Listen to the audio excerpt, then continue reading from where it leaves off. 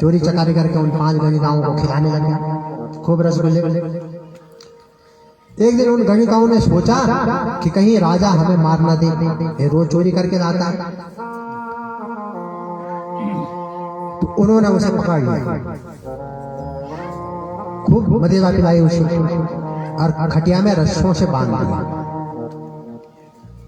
अब देखो धुंधुकारी जैसे व्यक्ति की कैसी दशा होती है। अब देखो दशा, खटिया में बांध दिया और खूब पीटा। 5 गणिकाओं ने खूब पीटा उसे, खूब चिल्लाया पर मरा नहीं। जब मरा नहीं तो तब तांगार समूहा सा तन्मुखे ही विचिक्षुपु। गरम गरम चूल्हे में कोयले जल रहे थे, लाल लाल, और टपाटप उसके मुख में डाल, इससे जल्दी मर जाए। अब वो उसका मुख ठूस ठूस के उन कोयले को डालने लगा। अब धुंधुकारी और चिल्लाए पर आवाज बाहर ना आ पाई, क्योंकि वो कोयले डाल दिए उन्होंने। कोयले डाल डाल के वो धुंधुकारी तड़प तड़प के मर गया। जैसे ही मरा तो उन्होंने उसको वही जमीन में गाड़ दिया। वही कथा आ गया ना कि जीते लकड़ी मरते लकड़ी, देख तमाशा लकड़ी का। दुनिया वाले तुम्हें क्या बताऊं, यह जगवासा लकड़ी। बहुत काम की चीज है लकड़ी, पैदा होने से लेकर मृत्यु पर्यंत तक लकड़ी काम आती है। ये शरीर भी लकड़ी है, जीते लकड़ी मरते लकड़ी, देख तमाशा लकड़ी का। हम सब लकड़ी हैं, तमाशा हो रहा हमारा। और हम चाहें तो इसको अच्छा रंगमंच देकर भगवान के सामने नृत्य करे तो हो सकता है मोक्ष प्राप्त हो। धुंधुकारी को जैसे ही गाड़ा तो धुंधुकारी प्रेत योनि में चले गए। उधर धुंधुकारी के भाई गोकर्ण जी को समाचार मिला गया में कि हमारा छोटा भ्राता धुंधुकारी मारा गया, बड़ा भ्राता। तो उन्होंने अपने माता पिताओं का भी श्राद्ध किया, पता चल गया था उन्हें गया में तीर्थ श्राद्ध, और साथ में धुंधुकारी के नाम से पिंडदान भी दिया। अब एक बात ध्यान देना, शास्त्र में लिखा है कि 3 जगह अगर दुर्लभ प्रेत है, पितृ है, दोष पितृ दोष हो रहा है तो 3 ही जगह मुक्तिदायक है उन पितरों की, नारायण बलि के रूप में। पिंड तर्पण करने के विधान 3 ही जगह है, गया बिहार में, हरिद्वार में नारायणशिला और बद्रीनाथ में ब्रह्म कपाल।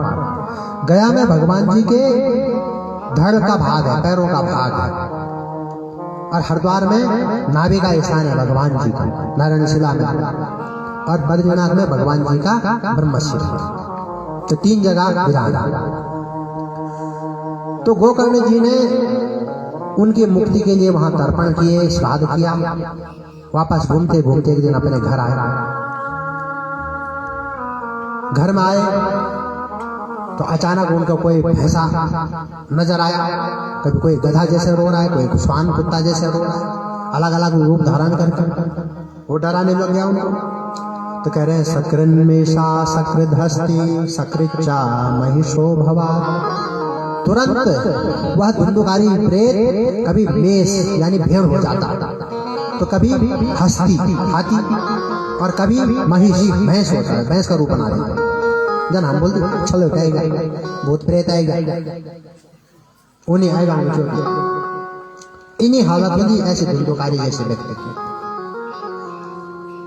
और कभी कभी अग्नि का रूप बना के आ रहा है, अग्नि जला के, और जोर जोर से रो रहा है, चिल्ला रहा है। तो तुरंत गोकर्ण जी डर गए। रात को सो रहे थे, डर गए अचानक कि मेरे घर में ऐसा क्या हो रहा है। तो तुरंत बोले कस्तम, अरे कौन है तू? किम वा पितरः प्रेत वा देवता राक्षस यक्ष गंधर्व। तू क्या है? पितर है, प्रेत है, यक्ष राक्षस गंधर्व क्या है बता। तो कुछ नहीं बोला ही नहीं जा रहा था उससे, क्योंकि उसके मुख में तो अंगारे ठूसेंगे थे। तो तब गोकर्ण जी ने हाथ में जल लिया, संकल्प किया, संकल्प करते ही उसके मुख पर मारा, बस बोला। देखो ब्रह्म संकल्प का बहुत बड़ा प्रभाव है। अभी भी हरिद्वार में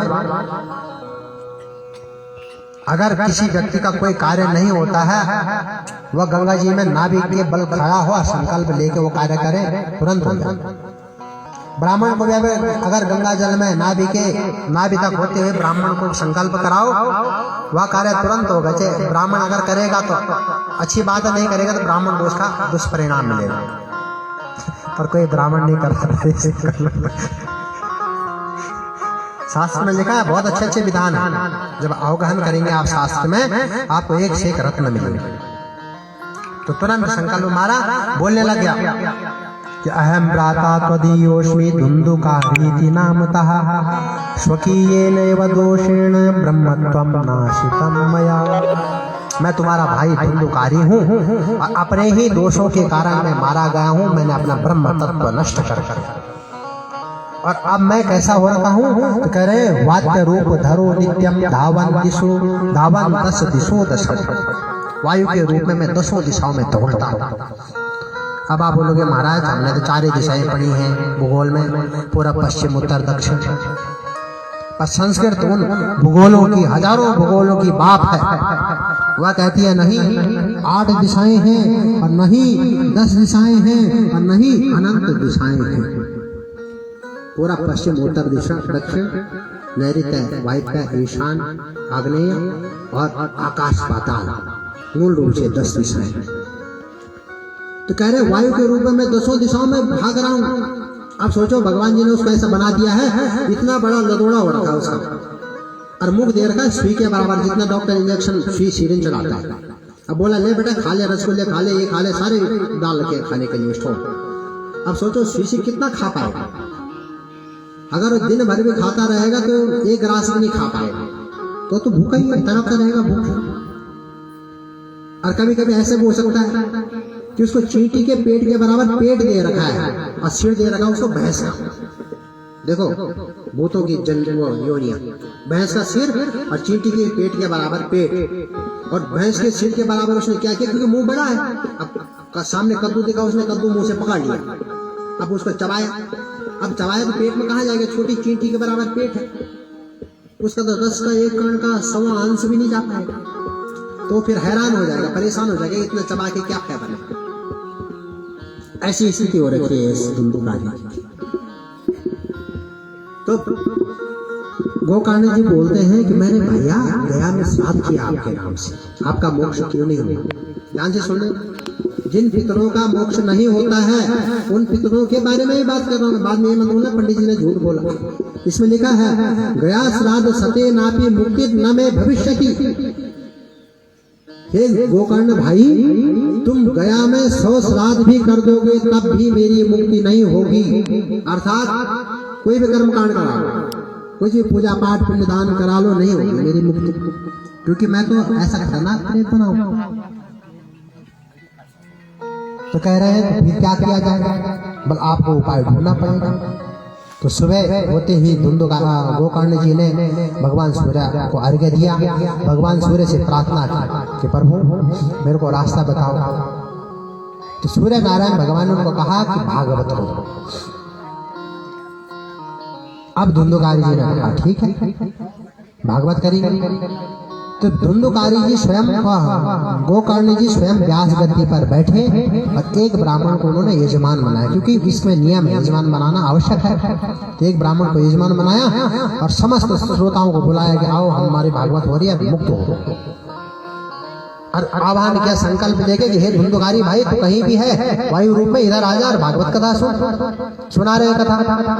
अब जैसे कथा सुना रहे हैं पंडाल में तो हवा चल रही है, ऊपर उठ जा रहा है सेकंड में, और यहाँ से तुरंत ढोंड हो जा रहा है। अब जब यहाँ कथा का प्रसंग कुछ चला तब तक वो ढोंड से वापस आ रहा था, कथा का प्रसंग आगे बढ़ जा रहा। परेशान हो गया धुन्धुकारी। फिर इधर से आवाज चल रही, उधर कनेरा की तरफ नीचे वहां से उकाल काटते काटते बुरे हालों से सांस फूल गई। तो बोला महाराज ये काम करो, मेरे से रुका ही नहीं जा रहा। अरे क्यों नहीं रुका जा रहा है? मैं वायु के रूप में विचरण कर रहा हूँ। कारण शरीर हमारा है स्थूल शरीर, ध्यान देना, हमारा है स्थूल शरीर। 3 प्रकार के शरीर होते हैं। तो हमारा स्थूल शरीर, और अगर हमने कुछ कर्म पाप या पुण्य किए उनके द्वारा जो कर्म योनि हमें भोग योनि मिली है उसे कहते कारण शरीर। तब उसके बाद हम सूक्ष्म शरीर में परिवर्तित होते हैं जब भगवान के धाम में। कारण शरीर में भटक रहा है, वायु भेड़ भी बनेगा, भैंस भी बनेगा। हम भी तो बोल दी क्या कि वो डरानो भानु पकाओ मेरे पिताजी को उबाल छो एक हमारे कौम छो ना एक जजमान छो कुन्नन सिंह दृष्टि जी अब एक आदत से मतलब हुई वहां करण सकूं दिन हमारे कौम पाए ध्यान छो और आज 10-11 बजे आन उन्हें कंट्रोल लेके और टन टन टन बजान और हुई वहां कहकर पंदे राम और वो दिन शायद मेरे पिताजी एक आध महीना खत्म हुआ था तो लोग बाल पत्ता पर सत्या मोरी बोला सत्या सब लोग डर तो एक दिन पकड़ भाई तब पता चल गई आज तो ऐसे भी हो सकता है।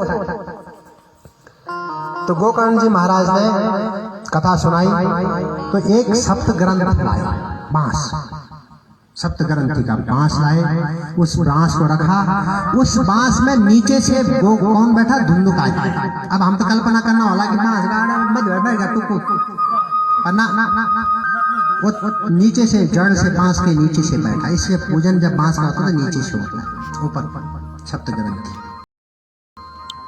अब ये सप्त ग्रंथि भी क्या है सभी ने इसका तात्पर्य भी बताएंगे कोई बात नहीं लेट हो जाएगा कथा 5-10 मिनट और चलेगी ठीक है। तो कथा की पहले दिन प्रथम ग्रंथि फटी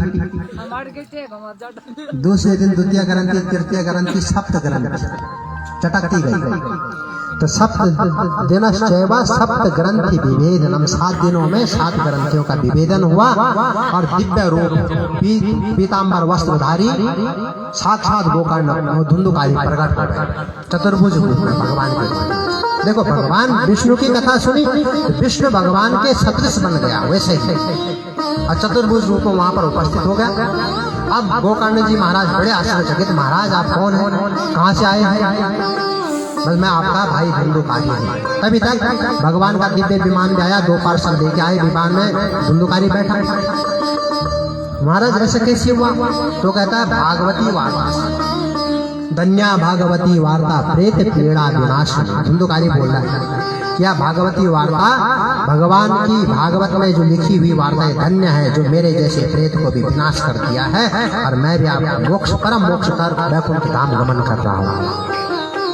धन्या भागवती वार्ता प्रेत पीड़ा विनाशिनी अर्थात ऐसे खतरनाक प्रेतों की पीड़ा को दूर करने के लिए भी भागवत है। ऐसे नहीं कि एक ही पितर एक भागवत कंत एक ही पितर मुक्त हो नहीं एक भागवत करो और